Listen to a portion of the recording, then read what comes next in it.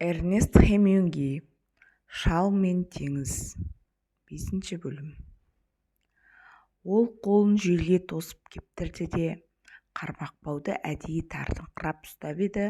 Сонда балық оны қайықтың бүйіріне қарай сырғытып тақай түсті де шалдың иығына батып отырған жіпті қайықтың биік жақтауы көтеріп қалды. Сөйтіп шал өз иығын езіп тұрған салмақты енді қайыққа түсірді. Ептеп әдісте ала бастадым деп ойлады қария. Әзірше бұл балықты жайғар түрім бар. Қармақты жұтқаннан бері бұл жайынның аштан-аш келе жатқанында неге ұмытайын? Өз сондай зор балық, бұған жемде мол керек. Өзім болсам бір жайында түгел жеп алдым. Ертең макрельді қорек қыламын. Шал макрельді дорадо деп атады. Оны ашып тазалаған кезімде етінің бір кесегін жеп алармын. Жайынға қарағанда макрельдің етін жеу қиындау, бірақ өмірде оп-оңай бола қоятын ешнәрсе де жоқ қой. «Балығым, халің қалай?» деп дауыстады шал. «Менің халім өте жақсы. Сол қолымның ауырғанын басылайын деді. Bir түнге жетер азығым бар. Тіпті ертеңге де артылып қалады. Мейлің балығым. Өзіңе жақсы болса қайықты сүйрете бер». Шалдың халі оншалықты жақсы да емес еді. Жіп қиып ұстаған арқасы енді қазір шаншып ауырып, жанына батыңқырап отырғанда. «Бұдан да қиын теперіштерді көргенмін» деп жұбатты ол өзін. Оң қолым жеңіл ғана жарақаттанды. Сол қолымның құрысқаны жазылды. Аяқтарым сау. Мына балыққа қарағанда тәп-тәуір. Қас қарайды.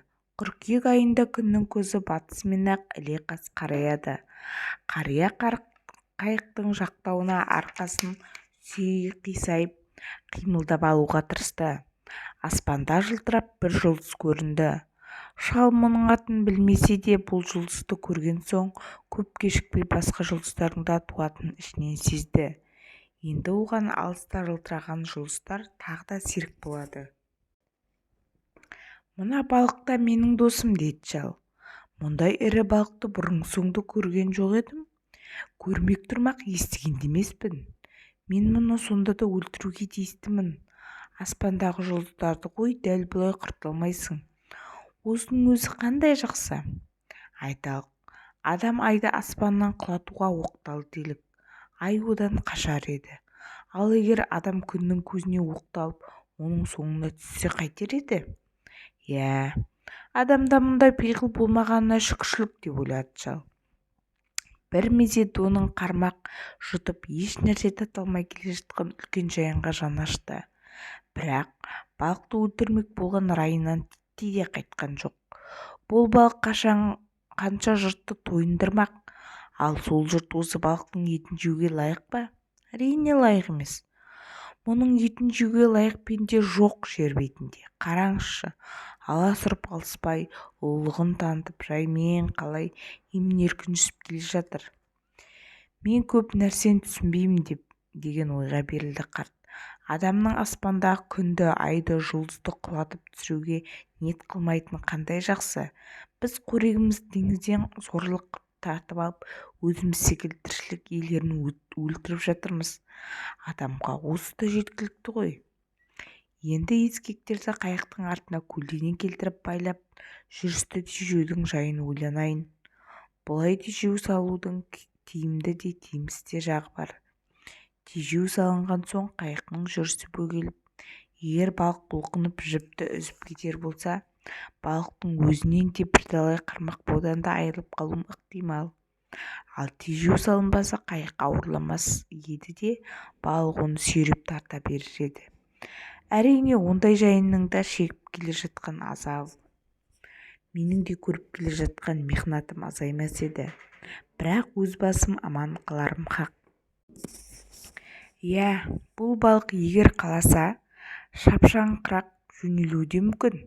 Ақырын көре жатармын. Ал қазір әлі жеп алуым үшін макрельдің еті бұзылмай тұрғанда ашып тазалайын да аздап талшық етейін. Енді тағы да бір сағат тынғамын. Содан соң егер жайын балық бұлқынып туламаса, ептеп қайықтың құйрық жағына барып ескектерді байлаудың амалын істермін. Ал әзірше балықты бақылай тұрайын. Ол не істер екен? Қайыққа тежеу жасау үшін ескектерді көлденең сап байлау дегенің табылған ақыл болды. Дәл қазір тек осылай ету керек. Балық әлі болдырған жоқ. Өзінің қармаққа езуінен інгенін байқап қалдым. Аузын өзі тарс жұмып алған. Оған қармақтан гөрі ашыққаны және өзіне беймағлұм қауіпті сезгені қаттырақ батып келе жатқаны анық. Тынығып ал, шалым, сенің де кезегің келер. Оған дейін балық жүзе берсін. Шал өз жобалауынша 2 сағаттай тынықта. Ай қорғалаған кез еді. Сондықтан да уақыт мөлшерін айыра алмады. Дұрыстап тынығу қайда? Қармақ баудың арқасына түскен салмағын ылғи сезіп отырды. Қайықтың жақтауына қолын тіреп, төмен еңкейіңкіреп, салмақты қайықтың өзіне аударыңқырауға тырысты ол. Қармақтың бауын қайыққа байлап қойсам, бұл мехнаттың бірінде көрмес едім деп ойлады қария. Бірақ онда балық сәл жұлқынып қалса болды, бау шарт үзіліп кетер еді. Ал мен қармақтың бауын арқама сап тартып, балықты бірте-бірте тежей беруге тиіспін. Егер жайын жұлқып ала жөнелсе, бауды дереу босатып жіберуге әзір отыруым керек. Сен бірақ ұйықтамадың ғой, шалым, деді ол үн қатып. 1,5 тәулік болды, әлі көз шырымын бір алған жоқсың. Балық бұлқынбай әзірше тыныш жүріп келе жатқан кезде аздап болса да мызғып алсаң етті. Ұйықтамасаң басың мәңгіреді. Қазір ойым анық, аспандағы туысым жұлдыздарым жайнап тұр, деді ол ішінен. Дегенмен де ұйықтап алғаным мақұл. Аспандағы жұлдызда, айда, күнде ұйықтайды. Желсіз күндерде кейде мұхитта ұйықтайды. Ұйықтаудың керегін ұмытып кетпе, деп ескертті ол өзіне өзі. Ұйықтауға көндір өзіңді қалайда. Қармақтың бауын қалай қалдыра тұрудың ең бір оңай әдісін ойлап тап. Қазір дереу қайықтың арт жағына бардағы макрельді аршып тазала. Есіңде болсын, егер ұйықтайтын болсаң, ескектерді қайыққа көлденең байлап тежеу салу қауіпті нәрсе. Ұйықтамай-ақ шыдармын, деді ол өзіне. Әрине шыдарсың, бірақ бұл өте қатерлі жағдай. Ол қармақтың бауын қозғап, балықты үркітіп алмайын деп, қайықтың арт жағына ақырын ғана еңбектеп жылжыды. Балықта қалғып келе жатқан шығар деген ой келді басына. Маған мұның тынықпағаны керек. Ол қашан өлгенше қайықты сүйрей беруге тиісті. Қайықтың арт жағына жылжып барған соң, шал балықтың бар салмағын сол қолына аударды да, оң қолмен қынынан пышағын суырды. Жұлдыздар жайнап тұрған қайықтың қуысында жатқан макрель анық көрінді. Шал өлі балықтың басына пышағын қадап жіберіп, тақтайдың астына суырып алды. Аяғының арасына қысып тұрып, макрельдің ішін құйрығынан тамағына дейін іреді де, пышағын қоя салып, балықтың ішек-қарын желбезегін сыдырды. Макрельдің жылтылдаған қарны ап-ауыр боп көрінген соң, тіліп жіберіп еді, ішінен қанатты 2 балық шықты. Екеуі де әлгідегідей жұтылған балық екен. Еттер тығыз көрінді. Шал бұларды қайықтың түбіне қатарластыра қойды да, макрельдің ішек-қарын суға тастады. Қанжыны шұбырып, шұбатылған із қалдырып, балықтың ішкі мүшесі тереңге батып бара жатты. Жұлдыздардың көмескі жарығында макрельдің түсі ақшылданып көрінді. Шал балықтың басын аяғымен басып тұрып, макрельдің бір жақ бүйірінің терісін сылдырып алды. Содан соң аударып салып, екінші жақ терісін сыдырды да, желкесінен бастап құйрығына дейін етін сылып кесті. Шал макрельдің қаңқасын қайықтан лақтырып жіберіп, түскен орынның суы үйірілді ме екен деп қарап еді, тереңге ақырын ғана батып бара жатқан сүйектің ағараңдаған ізі ғана көрінді. Шал бұрылып, қанатты 2 балықты макрельдің етіне қосты, пышағын қынына салып, балық етін оң қолына ұстап, қармақ баудың арқасына түскен салмағын еңкейе еңбектеп, қайықтың тұмсық жағына қайта барды. Орнына келген соң макрельдің етін тақтайдың үстіне жайды да, қанатты 2 балықты осы еттің қасына қойды. арқасына батқан баудың қиып ауыртып тұрған жерінен сәл сырғытып салмақты енді қайтадан сол қолына түсірді. Қайықтың ернеуіне еңкейіп қанатты балықты суға жуып алды.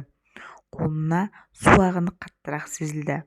Макрельдің терісін сыдырғанда май жұққан қолын қайықтың жақтауына ысқылап жуды.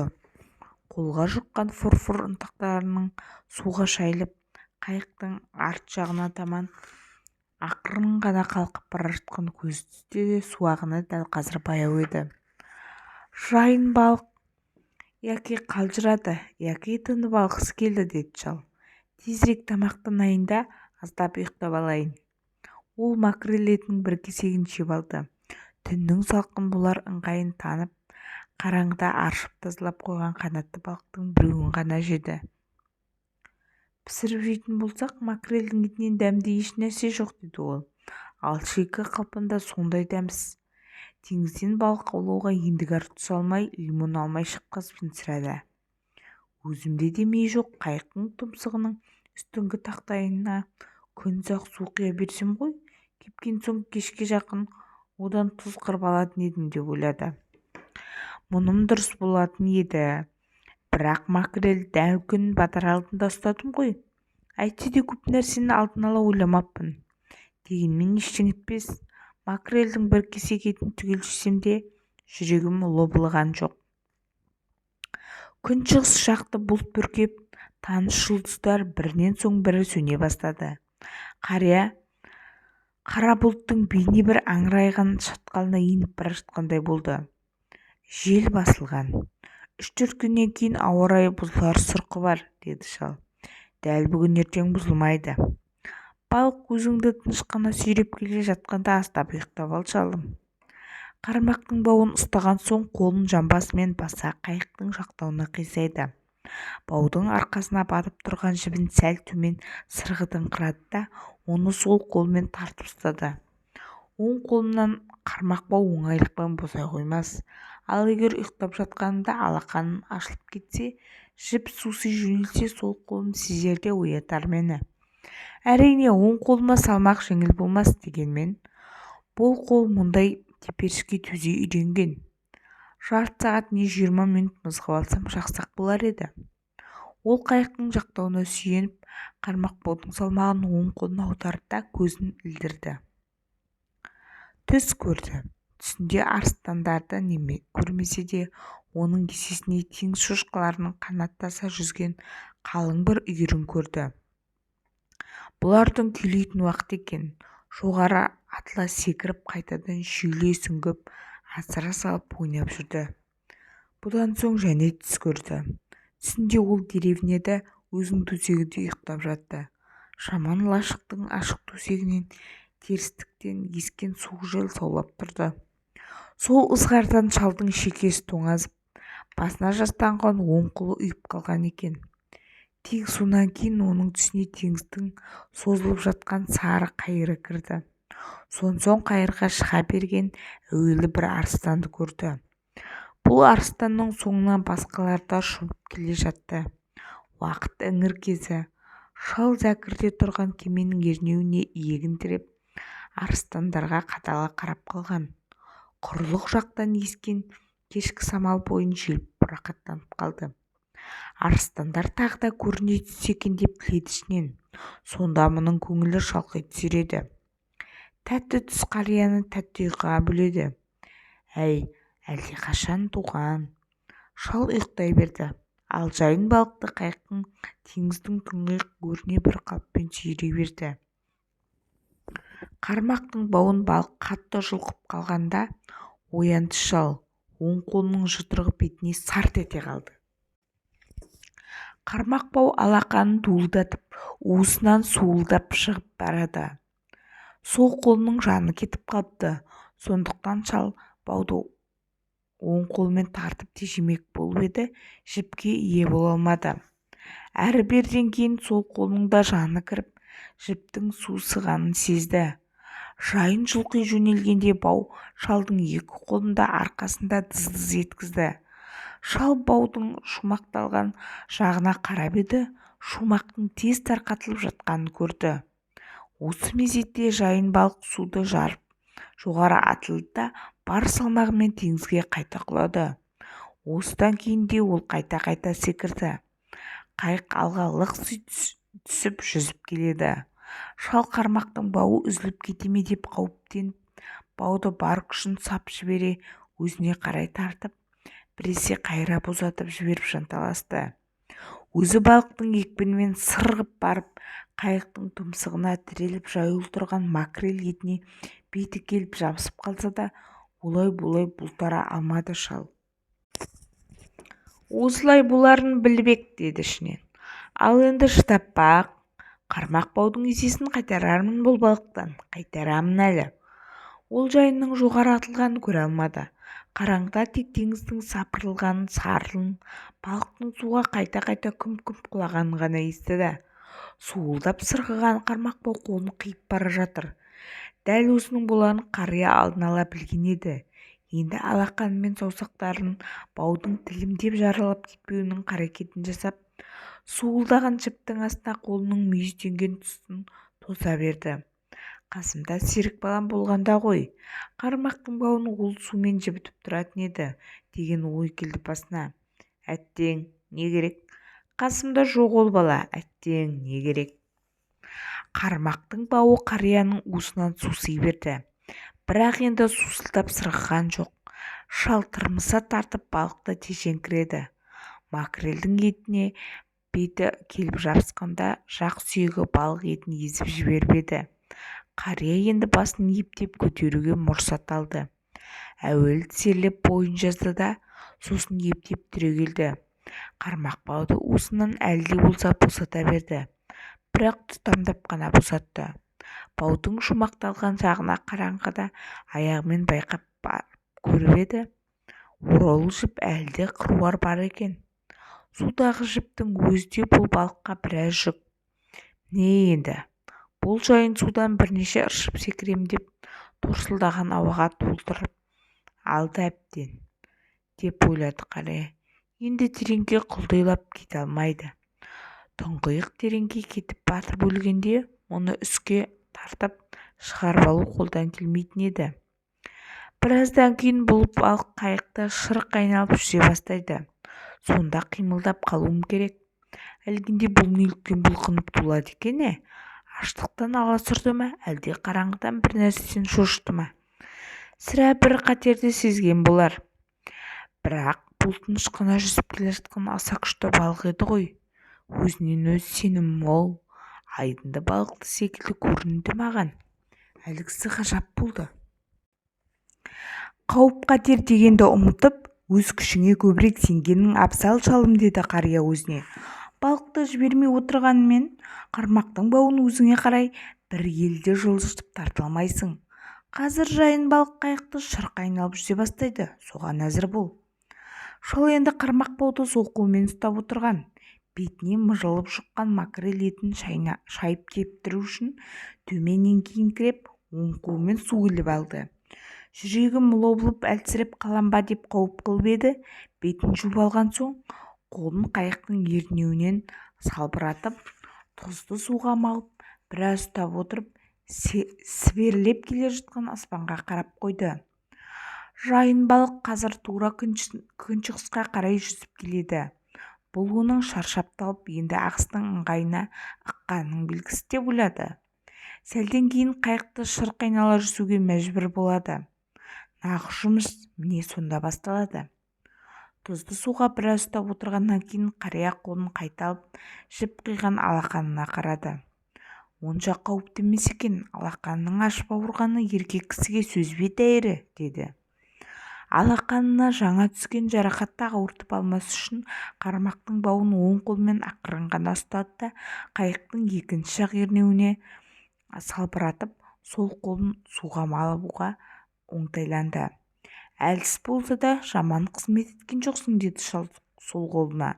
Алайда мені омақа асыра жаздаған сәттерің де болды. Екі қолым бірдей икемді боп неге тумадым екен, деп шал ойлады. Және сол қолымды іске икемді етіп кезінде дұрыс жаттықтыра алмағаныма мүмкін мен де кінәлі шығармын. Бірақ Құдай куә, ептілікке бұл қолдың өзі-ақ жаттығуға болатын еді. Шынын айтқанда сол қолым өткен түнде мені онша налта қойған жоқ. Әзірге бір рет қана құрысты. Тек енді құрыспас екен. Өткенше оны қармақпаудың біржолата қиып түскені артық. Осы бір ой басына келген мезетте шал өзінің есі ауыңқырап отырғанын түсіне қалды. Макрельдің тағы да бір кесек етін ауызға сап, жүректі жалғап алу керек. Өте алмаймын, деді қария өзіне. Жүрегім айнып әлсіреп азап шеккенше ойым шатасып басым мәңгірсін. Макрельдің етіне бетім жабысты. Енді ол етті аузыма салып шайнап жұта алмаймын. Өткенмен де қашан естен бұзылғанша сақтаймын. Басыма қиын қыстау күн туса керек болады. Ақмақ шал, деді көзін сөкті қария.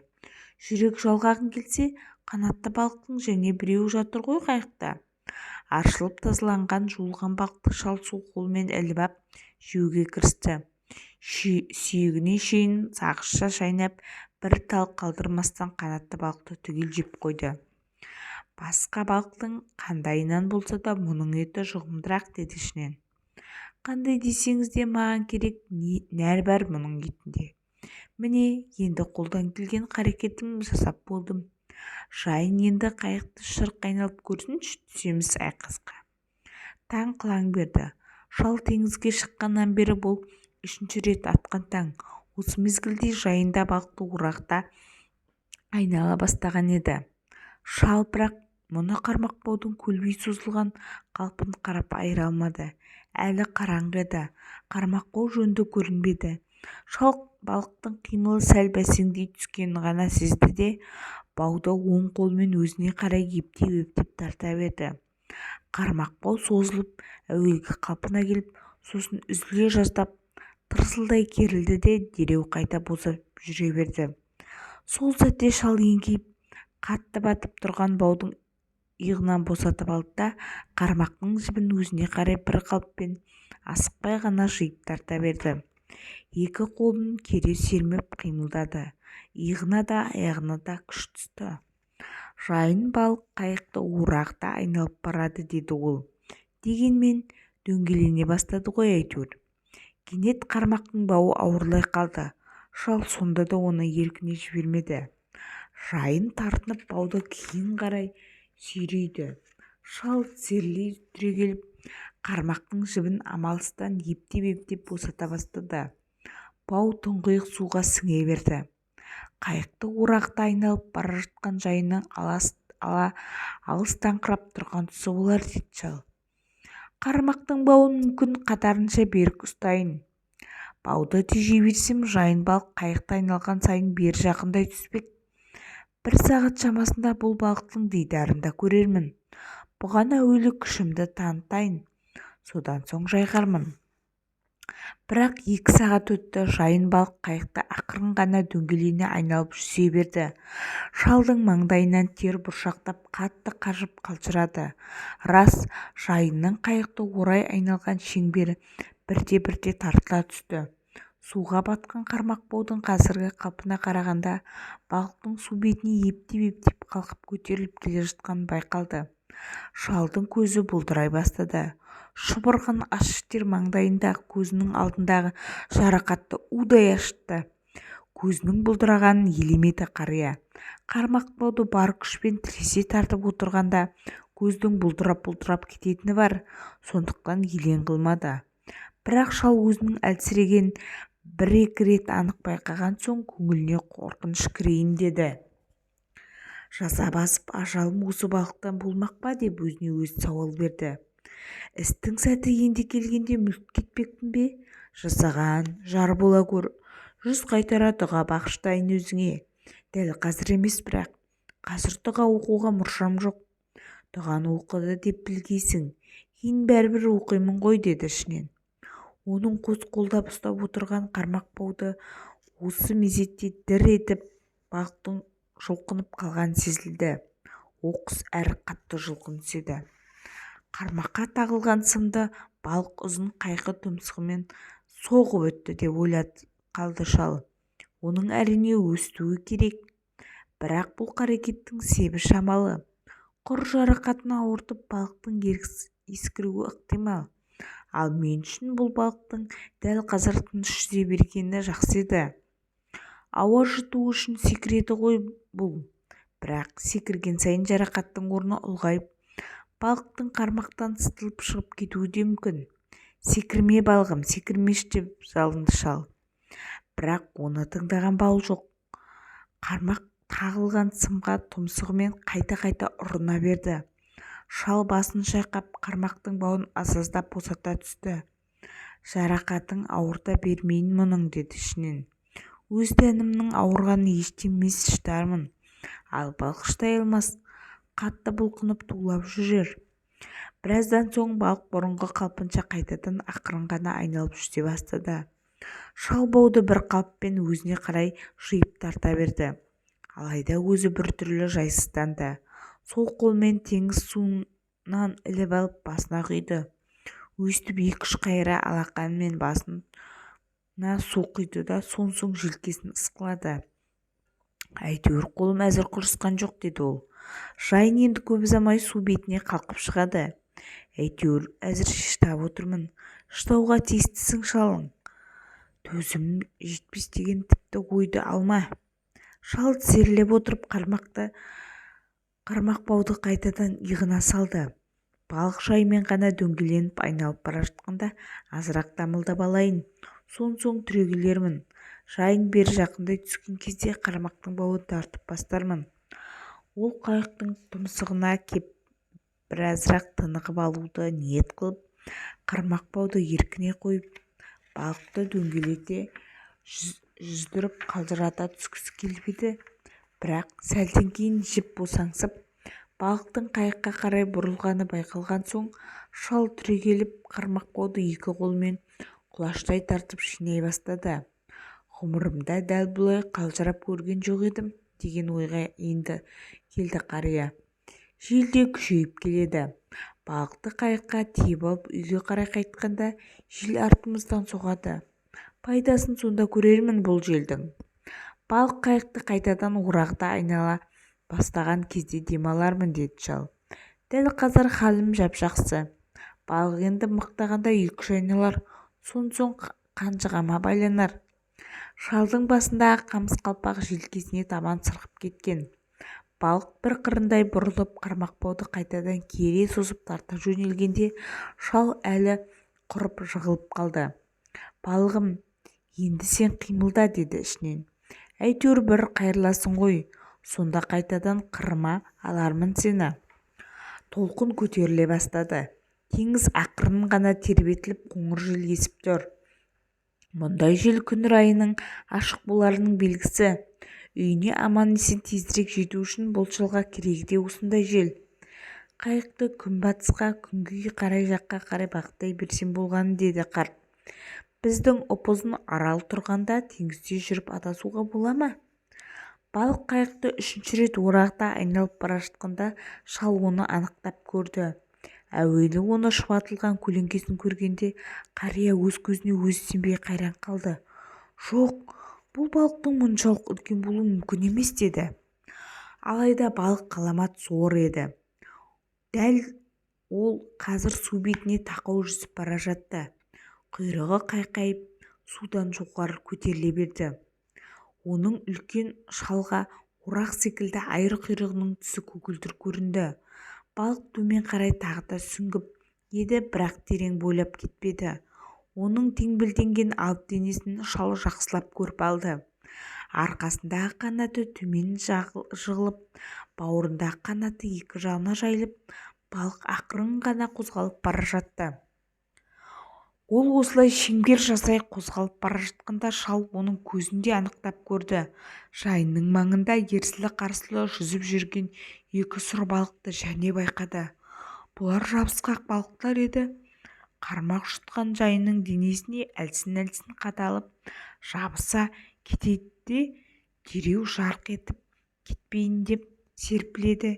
Енді бірде жайының көлеңке жайына қарай шығып көсіле жүзеді. Әрқайсысының ұзындығы 3 футтан арықтау.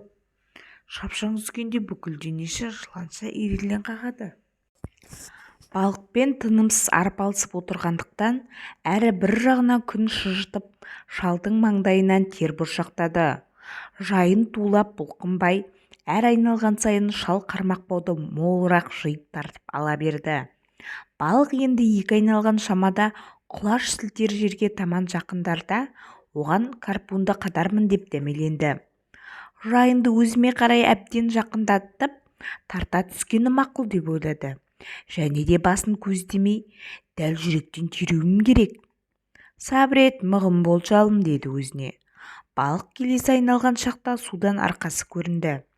Бірақ ол қайықтан әлі де алыстау жүзіп келе жатыр еді. Енді бір айналғанда денесі судан едәуір көтеріліп шықты. Бірақ өзі қайыққа әлі жақындай қойған жоқ. Қармақтың бауын енді азырақ тартыңқыраса, балықты қайықтың дәл іргесіне жылжытып әкелуге болатын шал біліп отыр. Карпунды мына әзірлеп алған. Оған тағылған жіңішке трос жұмыс себеттің ішінде жатыр. Оның екінші ұшы қайықтың тұмсығындағы діңгекке байланған. Балық үлкен айыр құйрығын болар-болмас қимылдатып, баяу айналып қайыққа жақындай берді. Түр-тұлғасы өте сұлу көрінді. Шал балықты қалайда қайыққа жақындата түскісі кеп, қармақ бауды бар күшін сап тартып еді. Балық бір бүйіріне қарай аударыла беріп, қайтадан түзеліп, тағы да айналып жүзе бастады. Орнынан қозғалттым. Бір аударылып түсуге мәжбүр еттім әйтеуір, деді шал. Оның тағы да көзі бұлдырап бас айнала бастады. Сонда да алып жайын ілінген қармақ бауды бар күшін сап тарта берді. Бұл жайынды қырынан бір аударып түсірдім ғой әйтеуір, деп ойлады. Енді оны шалқасынан да аударып жіберермін бәлки. Тарт жіпті, деп әмір етті екі қолына. Аяғым тіре мені, басым қызмет ете көр. Қызмет ете көр тағы да. Мені сорлатқан жерің жоқ еді ғой. Бұл жолда балықты шалқасынан аударып түсіремін. Шал балықтың қайыққа таман жақындай түсуін күтпестен ақ бар күшін сап шірене тартты қармақ бауды. Жайын бір қырына сәл ғана аударылды да қайтадан түзеліп әрі қарай жүзе берді. Сөзіме құлағың сал балығым, деп үн қатты шал оған. Сен ғой бәрібір өлесің, ал мен де өлсем, бұдан саған не пайда? Бүйтіп ештеңе өндіре алмаспын, деп ойлады шал. Енді сөйлеуге мұршасы келмей, таңдайы құрғақсиды. Құмырадағы суына жетуге де дәрмені болмады. Тағы да бір қимылдап көрейін. Бұл жолы балықтың қайықтың дәл іргесіне сүйреп әкелуім керек. Көп тіресіп отыруға енді шыдамаспын, деп ойлады. Жоқ, шыдайсың, деді бұл ойына қарсылық білдіріп. Сен әлі де талай теперішке шыдайсың, шалым. Балық келесі айналғанда шал оны карпунмен теруге аз-ақ қалып еді. Балық қайтадан түзеліп әрмен жүзіп кетті. Сен балық мені мерт қыласың-ау сірә, деп ойлады шал. Әрине, ықтияр өзіңде. Сен секілді орасан зор, әрі әсем, әрі шыдамды балықты ғұмыр бойы көрген емен. Мейлің, өлтіре бер мені. Қайсымыз өлтірсек те енді маған бәрібір. Ақылыңнан тағы да алжаса бастадың, шалым. Ес ақылың бүтін болу керекті. Есіңді жи. Басқа түскен азапты не адамша көтер, не балық шашта, деп ойын жалғастырды. Ал балығым, мәңгірме, қане, көрсет қызметіңді. Көрсет деймін, деп ақырын ғана өз даусы өзіне зорға естіліп. Бір қалыппен жүзіп, балық тағы да екі айналды. Не істеуім керек, деп ойлады шал. Балық жақындай беріп, қайтадан әрі қарай жүре жөнелген сайын қария біртүрлі ақылынан алжасқан секілденеді. Не істеуім керек? Ал тағы да бір байқап көрейін. Ол тағы да қимылдап көріп еді, көзінің алды бұлдырап кетті. Сонда да әйтеуір балықты шалқасынан аударып түсірген еді. Бірақ балық қайта аунап, үлкен айыр құйрығын жойқан қозғап, әрі қарай ақырын жүзе жөнелді. Шалдың қолы салдырап, көз алды бұлдырап отырса да, тағы да бір байқап көрейін, деп өзіне дем беріп. Ол тағы да әрекет қып еді. Балық бұл жолда сырғып кетті. Солай ма, деді қария. Балықтың әлсірей бастаған іші сезді. Тағы да бір байқап көрейін сені. Ол бойында қуатын жиып, бар қайратына мініп, айқасқа қайта кіріскенде балықты бір қырына аударып түсірді. Жайын енді жантайып жүзді. ұзын қайқы тұмсығы қайыққа тие жаздап келеді. Ол тіпті қайыққа қатарласып та қалды. Бітімі жалпақ келген, тісі күмістей жылтыраған, бүйірінде көгілдір жолағы бар бұл балық шалға ерен үлкен көрінді.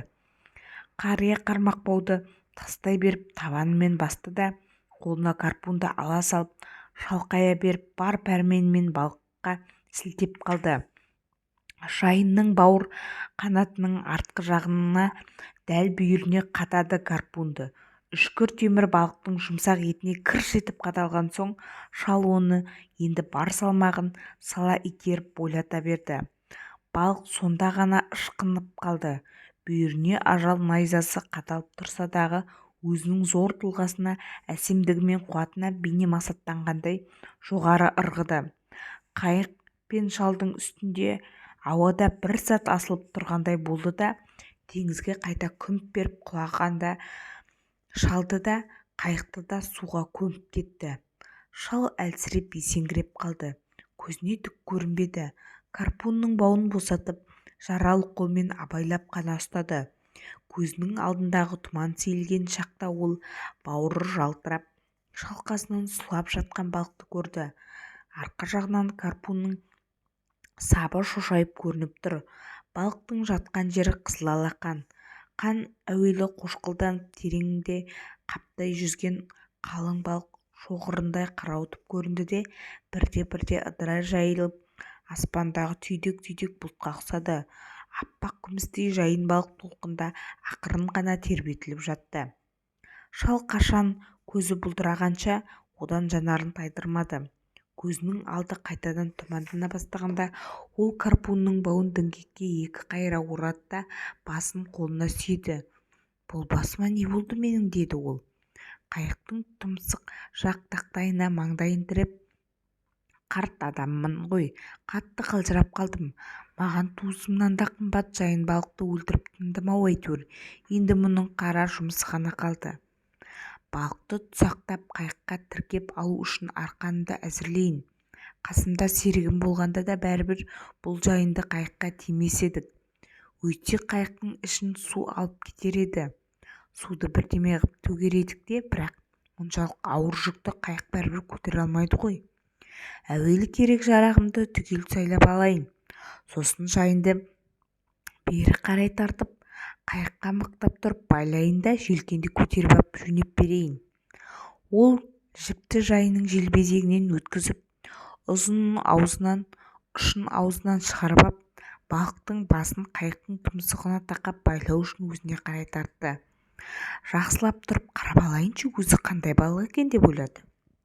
Бұл балық өз қазынам ғой, бірақ бұған сондықтан ғана жалтақтап отырғаным жоқ. Гарпунды бүйіріне бойлата сүңгіткенде темірдің өткір ұшын жүрегіне дарытсам керек. Жә, тақта түс бері қарай, бойлай бектіп. Қайыққа жақсырақ жанастыру үшін құйрығына да тұзағыңды іліп, беліне де жібіңді орап алып, шыңдап таста. «Ал қартым, қимылда», деді шал өзіне өзі. Сосын құмырадағы судан аздап қана бір жұтты. Шайқас тынғанымен ендігі қалған қара жұмыстың өзі де бастан асып жатыр. Шал аспанға қарады, сосын көзін балыққа аударды. Күннің көзіне де абайлап бір қарап қойды. Күн түстен ауып бара жатыр. Жел күшейіп келеді. Қармақбаудың үзіктерін дәл қазір жамап жалғаудан басқа пайда жоқ. Үйге барған соң серік балам екеуміз реттейміз мұны. Балығым, жақындай түс берімен қарай. Балық оның сөзіне құлақ аса қоймады. Толқындаған теңіз бетінде тыныш қана тербетіліп жата берді. Шал қайығымен өзі жақындады оған. Қасына тақау барып, қайығының тұмсығы балықтың басына қатарласа бергенде, жайының ересен үлкендігіне шал тағы да қайран қалды. Ол гарпунның бауын діңгектен шешіп алып, балықтың желбезегінен өткізіп тұмсығына бір орады. Сонсоң жіпті желбезектен қайта өткізіп әкеп, тұмсығын тағы да бір шандап тасқып түйді де діңгекке апарып байлады. Енді балықтың құйрығын қайыққа тақап байлау үшін жіптен кесіп алып, қайықтың арт жағына таман барады. Жайынның түсі дәл қазір таса күмістей жалтырап жатты. бүйіріндегі жолақтары құйрығы іреуішті көгілдірленіп көрінді. Жолақтарының жалпақтығы кере-қарыс, көзі шарадай. Мұны басқадай тәсілмен өлтіруге лаж болмады, деді. Ол құмырасын алып су ішіп есін жинады. Ақылынан алжаспасын білді енді. Ой сергіп қалды. Бұл балықтың салмағы жарты тоннадан кем соқпас. Мүмкін одан да асып та түсер, деп ойлады. Балықтың салмағы сол жарты тоннаның 3/2 бөлігіндей шыққанының өзінде де егер еттің қадағын 30 центтен сатса, болжал қанша ақша табар еді? Қолға қарындаш алмай есептеу мүмкін емес. Ауызша қағып тастауға тың ми керек, деді шал. Алайда ұлы Ди Маджио көрсе ол маған сүйсінер еді. Бүгін менің өкшемнің ауыратын мүйізі жоғы рас, дегенмен де қолым мен арқам қатты сыздап ауырды. Өкшедегі мүйіз дегеннің өзі не нәрсе екен? Мұндай мүйіз бізде де бар болар, тек оны біз байқамайтын шығармыз. Шал жайында қайықтың алдыңғы артқы діңгектеріне және кісі отыратын арқалығына берік бекітіп байлады. Балықтың ғаламат ірілігі соншалық өз қайығы үлкен бір кемеге тіркелген іспетті көрінді шалға. Қария жіптің шетінен кесіп алды да, жайынның аузы ашылып кетпесін деп, һәм жүзуге жеңіл болсын деп, оның астыңғы егін сүйір тұмсығына жабыстырып таңып тастады. Содан соң кіндік діңгекті тұрғызып желкенді көтерді. Желкенде жел кернеп қайық алға жылжыды. Шал қайықтың артқы жағына жантая жатып, оңтүстік-батысқа қарай жүзе жөнелді. Оңтүстік-батыстың қай жақта екенін айыру үшін қарияға компастың қажеті жоқ еді. Түстіктен ескен желдің бағытын байқап, желкеннің желге қалай керілгенін көрсе, осының да өзі жеткілікті оған. Кішкентай қармағымды ұшына жылтыраған зат шаншып, суға салып көрсем қайтеді? Мүмкін жылтыраққа ұмтылып, кішігірім бір балық қауып қалар, деп ойлады шал. Сондай бір балық ұстамасам, қорек қылар еш нәрсем жоқ. Бірақ қармақтың ұшына ілер жылтырақты таба алмады. Ал жәшіктегі шабақтар естеніп кеткен еді. Қалың сары балдырдың тұсынан өте бергенде шал багормен балдырдан іліп алып, қайықтың ішіне сілкіп қалып еді. Ұсақ шаяндар домалап түсті. Бүргеше жекіріп жыбырлай қашты. Шал бұлардың бастарын жұлып тастап, аузына салып асықпай шайнап жей бастады. Бұл шаяндар ұсақ болса да аса дәмді, әрі өте сіңімді болатынын қария білетін. Құмырада әлде азғандай су қалып еді. Шаяндарды жеп болғаннан кейін шал судан бір жұтты. Кейбір кедейлер кезіксе де қайықта жақсы жүзіп келе жатқанын. Шал румпмелді шынтағымен тіреп, қайықты бағытынан аудармастай туралап отырды. Соғып алған балығына көзі қайта-қайта түсе береді. Осы түсім емес пе дегенде алақанына қарап, арқасын қайықтың бүйіріне тигізіп байқап, бәрі де өң екенін сезінді. Алып балықты гарпунмен түйреп, жанын салып айқасқан шағында әлі құрып көзі қарауытып кетіп еді. Сонда осының бәрі де оған көрген түс сияқтанған. Жайын балық судан ырғып шығып, жоғары көтеріле созылып, сирек құлап бара жатқан мезетте шал бір ғаламат көргендей өз көзіне өзі сенбей таңырқап қалған. Рас, онда көзі бұлдырыңқырап кеткен еді, ал қазір жақсы. Жайынның қанжығаға байланғанына көңілі енді сенді. Қолының арқасының ұстап ауырып тұрғанында түсі емес екенін анық білді. Қолдың жарақаты тез жазылады, деп ойлады қария. Жарақат түскен жеріне кір қонбасын деп қолымды суға салып қанын біраз ағыздым. Теңіздің ащы суы жараға шипа. Бұдан артық ем жоқ. Тек ойым шатаспаса екен. Екі қолым өз қызметін атқарды. Қайықта жақсы жүзіп келе жатыр. Балықтың аузы жұмулы, құйрығын бұлғаңдатпай түзу ұстап келеді. Екеуміз дәл бір ағайынды сияқтанып қатарласа жүзіп келе жатырмыз. Шалдың ойы тағы да шатаса бастады. Үйге қарай балықты мен келе жатырмын ба, әлде біреу сүйреп келе жатыр ма деген ой келді басына. Балықты қайықтың артына байлап алып сүйретіп келе жатсам әңгіме басқа. Немесе ол қайығымның ішінде серейіп жатса бір сәрі. Ал қазір бұл екеуміз бірімізге біріміз мықтап тұрып қосақталып алып қатарласа жүзіп келеміз. Мейлі. өзіне жақсы болса мені осы балғақ жетелеп тарта берсін. Мен қулықпен ғана айламды асырдым ғой, ал бұл маған еш қастандық ойлаған жоқ еді. Қайық жүзе берді. Шал қолын ащы суға малып қойып, ойым енді шатаспаса екен деп тырысып бақты. Түйдек ақ бұлт шырқау бекте жөңкіліп, одан әрі ала шарпы бұлт қалқып бара жатты. Желдің түні бойы басылмасын шал ішінен сезіп отыр. Осыны ұстағаным шын ба түсім бе емес пе деп балыққа әлсін қарап қояды. Бір сағаттай уақыт өткен шамада мұның балығына келіп бір акула соқтықты. Бұл акула көлденеңнен киліккен жоқ еді. Жайын балықтың қаны бұрқырап ағып, тереңге жайылған кезде акула соны көріп, теңіз түбінен жоғары қарай атылған. Еш қауіп ойламай айдынды айыра-тіліп, ағындаған қалпы су бетіне шыға келген. Соң қайыра сүңгіп еді, қанның иісін сезіп, қайықпен жайының ізіне түсіп қуа жөнелді. Ол кей тұстарда ізден адасып та қалып отырды. Бірақ бұрылып кетпеді. Ізді не қайыра тауып, не қанның болар-болмас білінген иісін алып тоқтаусыз қуалай берді. Бұл теңіздегі ең ұшқыр балықтай шапшаң түсетін мако тұқымдас өте ірі акула еді. Арандай аузынан басқа жері ерекше әсем біткен сұлу жыртқыш.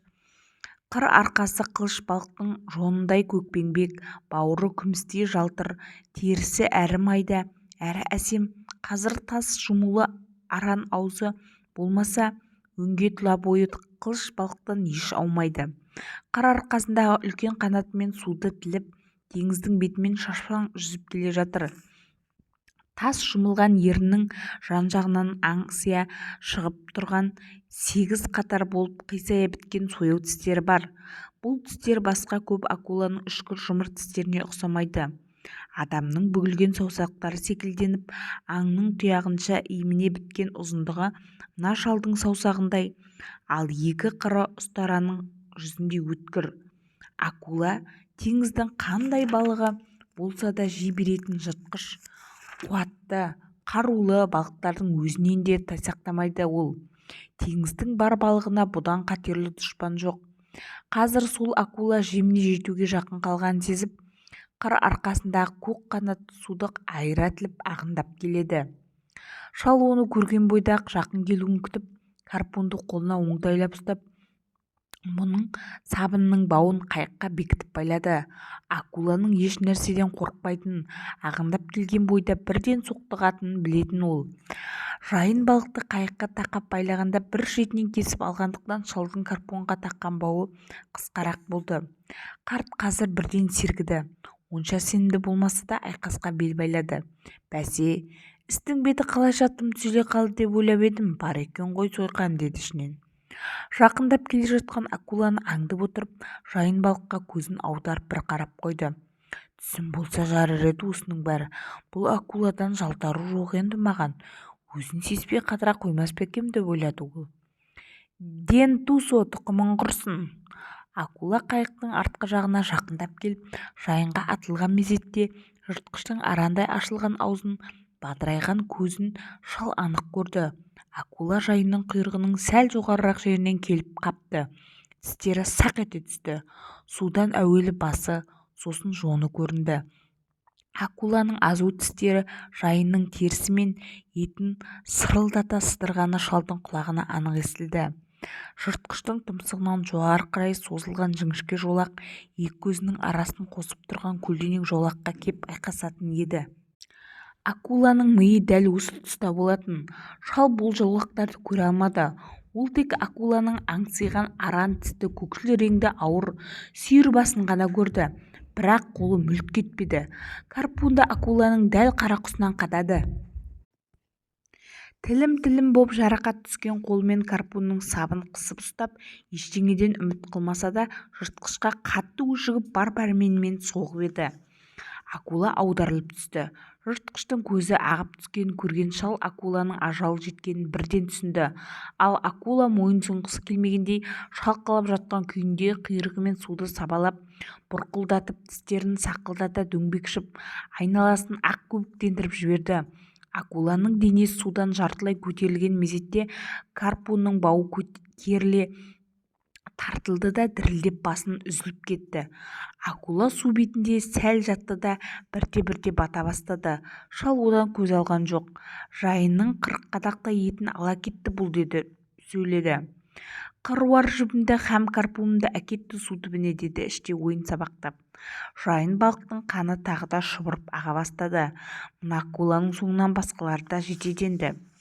Етінің дал-дұлы шығып қалған жайынға шалдың енді қарағысы келмеді. Акула жайынға тап берген мезетте бұл жыртқыш оған дәл өзіне бас салғандай көрініп еді. Балғыма соқтыққан акуланы бәрібір өлтірдім ғой деп қария көңіліне жұбаныш қылды. Бұл акула өзім көрген акула атаулының ішінен ең ірі дантуы. Иә, осы жасқа жеткенше небір ірі акуланы көрдім ғой. Жағдайын тым жақсара қалып еді. Сол күйінен айнымай тұра беру қайдан болсын. Осының бәрі өңім болмай өзімнің жатағымда, газет төселген кереуетімде ұйықтап жатып көрген түсім болса егеді. Ешқандай жайын балық ұстамақта болайын. Бірақ адам күйреу үшін жаралмаған. Адамды құртуға болар, ал жеңуге болмайды, деді ол. Жайынды бекер-ақ өлтірген екем деп ойға қалды. Карпуннан да айырып қалдым. Хәлім енді мүшкіл болар. Дентусо епті, озбыр, әрі күшті, әрі ақылды акула еді. Алайда одан мен ақылдырақ боп шықтым. Мүмкін одан ақылым артық та емес шығар, тек жақсы қаруланған болармын. Мұны ойлап басыңды қатырма шалым, деп үндеп. Арқаң желге беріп жата берде, алдыңнан тағы кезігер қырсық болса күтіп ал. Жоқ, ойға шомбай отыра алман, деді бұл өзіне өзі қарсылық білдіріп. Содан соң басқа ешнәрсе қалған жоқ менде. Әлгі айқастың өзі бейсбол сайысына пара-пар болды. Акуланы дәл қарақұстан соққаныма ұлы Ди Марджио сүйсінер ме еді, қайтер еді? Жалпы алғанда онда тұрған ештеңе де жоқ. Бұл әркімнің ақ қолынан келеді. Ал мынаған не дер екен? Шалым, өкшедегі мүйіз бен қолыңдағы жарақаттың қайсысы қаттырақ батыр еді жаныңа? Оны қайдан білейін? Ғұмыры өкшем ауырып көрген емес. Тек бір жолы ғана суға шомылып жүрген кезінде электр дөңгелекке өкшемді жалатып ап, сонда тісіме дейін аяғымның жаны кетіп, қан қақсап ауырғаны бар еді. Онан соң көңілді өсіретін ойды ойласаңшы шалым, деп сөйледі қария. Сен қазір минут сайын үйіңе таман жақындап келесің. Жақынның 40 қадақ етінен айырылған соң жүрісің едәуір жеңілдеп қалды. Теңіз ағысының дәл ортасына кеп енген мезетте нендей халге душар боларын шал бек жақсы біліп еді. Бірақ енді еш қолданар амалы қалмады. Жоқ, бар амалы, деді ол. Екі ескектің біреуінің сабына пышағыңды бекітіп байлап, енді соны қару қылуына болады. Ол румпелді қолтығымен қысып, желкеннің бауын аяғымен басып тұрып, пышақты бекітіп байлады. Жап-жақсы боп шықты, деді ол. Өзім шал болсам да әйтеуір енді құралым бар қолымда. Аңқыған жел есіп қайықтың жүрісі шапшаңдай түсті. Шал жайынның кеуде жағына қарап отырып еді, көңіліне аздап үміт ұялай бастады. Үмітсіздікке салынуы ақымақшылық болады. Мұның өзі және күнә секілді де ойлады шал. Ненің күнә, ненің күнә емес екендігін ойлаудың өзінің қажеті жоқ. Дүниеде ойға алатын нәрсе онсыз да көп. Шынымды айтсам, мен өзім күнә дегеніңе онша түсіне де бермеймін. Түсінбеген соң оған сенбейтін де шығармын. Жайынды өлтіргенім күнә болуы мүмкін. Мен бұл балықты аштан өлмеу үшін және бірталай жұртқа талшық болсын деп өлтірсем де, осы ісімді күнә деп ойлаймын. Олай болса, істеген ісіңнің бәрі де күнә боп шыға береді. Жә, ненің күнә емес екендігін ойлап басқа тұрудың керегі жоқ. Дәл қазір бұған ой бөлетін уақыт емес. Күнәңді тексергенше ақылатындар да бар ғой. Солар-ақ шұғылдансын мұнымен. Күнә дегеннің не екенін солар-ақ ойлансын. Балықтың балық боп тіршілік етуге жаралған сияқты, сен шалым балықшы болу үшін жаралған адамсың. Питер әулиеде ұлы Ди Марджионың әкесі секілді балықшы болған. Шал өзіне қатысты бір жайға ылғи да ой жіберетінді. Не оқиға газетін, не тыңдайтын радиосы болмаған соң, ол қазір көп таныс жайларды есіне түсіріп ойға шомды. Күнә туралы да ойлап өтті. жайында сен жұртқа етін сатып өзің күн көру үшін ғана өлтірген жоқсың деп бір қойды. Балықшы болғандықтан оған үстемдігіңді танытқың кеп өлтірдің. Бұл балықты тірі кезінде жақсы көрдің, қазірде жақсы көріп отырсың. Жақсы көргендіктен өлтіргенің күнә емес. Жоқ әлде, бұл күнәнің ең ауыры болар ма? Ойға тым беріліп кеттің-ау шалым, деп дауыстады ол. Ден ту соны құшырланып өлтірдің ғой, деді ол тағы да. Бұл да сен секілді басқа балықты өлтіріп күн көреді. Құр өлік сені жемейді. Басқа акулалар секілді мешкет емес. Бұл қауіп-қатер дегенді білмейтін әсемде айбынды жануар. Қатерден өз басымды қорғау үшін өлтірдім бұны, және өте шеберлікпен өлтірдім, деп шал сөйледі. Кім болса да аң мен құсты да осылай не басқаша өлтірмек, деп ойлап өтті. Балық аулау кәсібі бір күн мені де тап осылай мерт қылар. Қасымдағы серік балам міне, сол мені ажалдан арашалап қалып жүретін. Жоқтан өзгені ойлай берме шалым. Ол қайықтың ернеуінен төмен еңкейіп, жайынның акула тістеген жерінен бір кесек етті жұлып алды да аузына салып шайнап дәмін байқады. Жайын етінің қызыл түсі болмаса да сиыр еті секілді тығыз әрі дәмді екен. Кей балықтың еті тарам-тарам боп бітеді. Мынаның еті ондай емес екен. Базарда бұл еттің ең жоғарғы нарықпен өтетінін шал біліп отыр. Бірақ осы еттің иісі теңіз тарабына қарай берді. Шалдың бұған қылар еш амалы болмады. Ол тағы да бір арпалыстарға түсетін ішінен сезіп отыр. Жел бәсеңдеген жоқ. Теріске шығысқа қарай сәл ғана ауытқыды. Бұл жел енді басылмайды деген сөз. Шал алысқа көз тігіп еді, не бір желкеннің не бір кеменің қарасы болмаса будақтаған түтінінде байқалмады. Қайықтың тұмсығынан үркіп, екі жаққа ыршып ұшқан қанатты балықтар мен ойдым-ойдым балдырлар ғана көзге түсе берді. Тіпті құс та көрінбеді. Шал тезірек әл жиып һәм тынығып алу үшін балықтың етін ақырын ғана шайнап, қайықтың артқы жағында қисайып 2 сағаттай жатты. Бір мезетте жарқ еткен бір акуланы көз шалып қалды. «Ай!» деп қалды шал. Қолына кеше кіріп кеткенде адамның дәл осылай мағынасыз үн қатары болады. «Голонос!» деп дауыстады. Шалдың көзіне осы акуланың артқы жағынан жарқ еткен екінші акула және шалынды. Арқасының үшбұрыштанған қоңыр қанатына, құйрықтарының шайқалған қозғалысына қарап, шал бұлардың жалпақ тұмсықты акула екенін бірден таныды. Бұл жыртқыштар жайын балықтың иісін сезіп аласұрып, иістен бірде адасып қалып, бірде қайта тауып, ашқарақтана ұмтылып келеді. Қайыққа жақындап қалды. Шал желкенді тас қып байлап, рульді қозғалмастай етіп бекітті де, сабына пышақ байлаған ескекті қолына алды. Алақаны удай ашып ауырғандықтан ескекті қатты қыспай ақырын ғана көтерді. Икемге келтіру үшін саусақтарын бір ашып бір жұмып, әрлі-берлі байқап көрді. Сонан соң қолының ауырғанына қарамай ескекті сығымдай ұстады да жақындап келе жатқан акуланы бақты. Екі акуланың жалпақ тұмсығын, талпиған басын, көкірек тұсындағы ақ жиекті қанаттарын көріп отыр. Голонос акула атаулының ішіндегі ең обыры, өлексенде талқамай жұта беретін сасық жыртқыш. Ашыққан кездерінде қайықтың рулін де ескекті де келіп қабады. Теңіз тасбақалары су бетінде шығып ұйықтап жатқан кездерінде солардың аяқтарын жұлып әкетеді. Әбден ашыққанда да бұл акула су ішінде адамға тап береді. «Ай!» деді шал.